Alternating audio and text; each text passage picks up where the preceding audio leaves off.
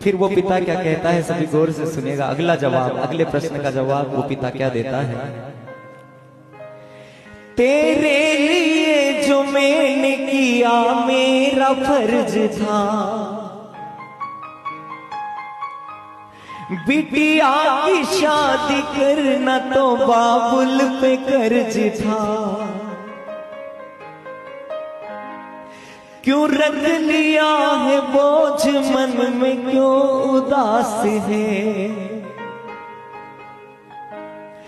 बिटिया का पापा होना तो किस्मत की बात है।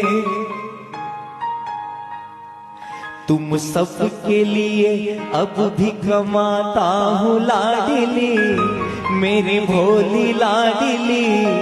हाँ याद तेरी आती बहुत है।